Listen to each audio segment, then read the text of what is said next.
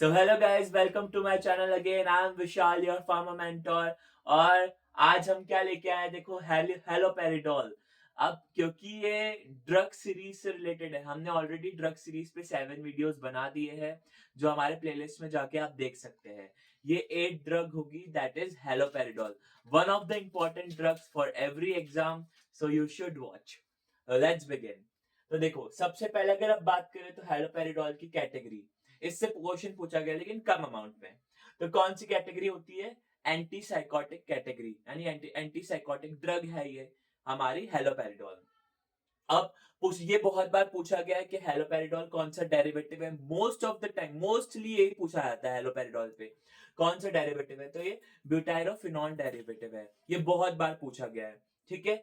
अब ये है हमारा टिपिकल एंटीसाइकोटिक। जो एंटी साइकोटिक होते हैं वो दो पार्ट में डिवाइडेड होते हैं, एक तो हमारा टिपिकल और एक एटिपिकल। तो ये जो होता है हमारा टिपिकल में होता है। टिपिकल में बहुत ज्यादा साइड इफेक्ट्स होते हैं, ठीक है। अब बस इतना याद रख लो, आगे मैं और डिटेल में वीडियो बनाऊंगा, ठीक है। अब आती है इसकी रिंग। एक एग्जाम में रिंग पूछी हुई थी तो मैंने रिंग्स लिख दी है। तो पाइपरीडीन रिंग जो है इसके अंदर प्रेजेंट होती है, ठीक है। अब इसका मैकेनिज्म ऑफ एक्शन क्या होता है? मेनली जो साइकोटिक एजेंट्स होते हैं, एंटी साइकोटिक एजेंट, उनका जो है वो मेन काम यही होता है कि ये जो है D2 रिसेप्टर को ब्लॉक करते हैं। किसको करते हैं? मेनली D2 पे। D1 और D2 दो होते हैं, लेकिन ये किसको ब्लॉक करते हैं? D2 को ब्लॉक करते हैं लिम्बिक सिस्टम। लिम्बिक सिस्टम हमने ऑलरेडी देखा, मतलब एचएबी में पढ़ा होगा। एमिगडेला आता है, हिप्पोकैम्पस आता है, वो आते हैं हमारे लिम्बिक सिस्टम में, ठीक है।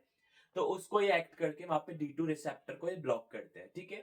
अगर हम यूजर्स की बात करें तो ये यूजर्स है, ये तीनों पॉइंट, फर्स्ट सेकंड और थर्ड पॉइंट, ये मैंने नहीं लिखे हैं, ये केडी त्रिपाठी सर की बुक में लिखे हुए, तो ये बहुत इंपॉर्टेंट है, इसको बिल्कुल नहीं छोड़ सकते हो। चॉइस फॉर एक्यूट साइजोफ्रेनिया, साइजोफ्रेनिया अगर कम हो, ठीक है, एक्यूट हो, कम समय के लिए हो, तो ये इसको यूज ले सकते हैं, बट क्रॉनिक हो तो ये चॉइस नहीं है। उसके बाद हंकिंगटन डिजीज। हंकिंगटन डिजीज में क्या होता है? सडन मसल क्रैम्प आना, मसल में प्रॉब्लम होना, तो ये वही हंटिंगटन डिजीज है, ठीक है। ये हमारे ऑटो इम्यून डिजीज भी आती है। ऑटो इम्यून मतलब सेल को रिकॉग्नाइज नहीं कर पाती हमारी बॉडी। उसके बाद आता है गिल्स डेला टॉरेट सिंड्रोम। गिल्स डेला टॉरेट सिंड्रोम क्या होता है? इसमें जो है कंटिन्यूअस हिकअप्स आते रहते हैं। हिकअप्स आप जानते हैं सारे, हिचकी होती है, तो हिचकी आती रहती है, कंटिन्यूअस हिकअप। तो उसमें भी हेलोपेरिडोल यूज होता है। ये चॉइस है, तीनों बहुत इंपॉर्टेंट है, मतलब ड्रग ऑफ चॉइस की तरह, ठीक है। उसके बाद ये अब लीस्ट यहाँ पे कम यूज होता है, मैनिया हाइपोमैनिया। मैनिया में भी ये यूज होता है। सबसे पहली चॉइस तो मैनिया में क्या होती है? लिथियम होती है। बायपोलर डिसऑर्डर वही मैनिया, उसमें तो लिथियम होती है, लेकिन ये सेकंड चॉइस ये भी होती है, ठीक है। उसके बाद एंटी एमेटिक, यानी उल्टी वॉमिटिंग रोकने के लिए भी ये यूज होती है। एनाल्जेसिक, दर्द के लिए भी, बट लीस्ट इंपॉर्टेंट यूजेस है। ऑर्गेनिक ब्रेन सिंड्रोम में भी यूज होती है। अब ऑर्गेनिक ब्रेन सिंड्रोम क्या होता है? ये हमारा आउटडेटेड नेम है, यानी ओल्ड नेम है ये, ठीक है। ये पहले यूज होता था, लेकिन आजकल हम यूज लेते हैं, जैसे कंफ्यूजन हो गया या मेंटल इलनेस, तो उसी को पहले ये बोला जाता था ऑर्गेनिक ब्रेन सिंड्रोम। ये बस आउटडेटेड वर्ड है, ठीक है। उसके बाद बात करें तो साइड इफेक्ट्स की, तो साइड इफेक्ट्स बहुत इंपॉर्टेंट होते हैं। एक्स्ट्रा पिरामिडल इफेक्ट, इससे एम्स में भी क्वेश्चन आया था, ठीक है। तो सबसे पहला तो है पार्किंसोनिज्म। पार्किंसोनिज्म मतलब पार्किंसन लाइक सिंड्रोम कर देते हैं, जो पार्किंसन डिजीज में जो सिंड्रोम होते हैं उसी तरीके से।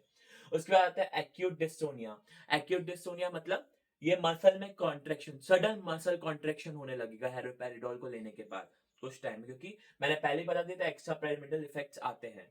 उसके बाद अखेथेसिया। अखेथेसिया मतलब फीलिंग ऑफ रेस्टलेसनेस, मतलब हमेशा ऐसा लगेगा आप थके हुए हो, ऐसा ही लगेगा, ठीक है।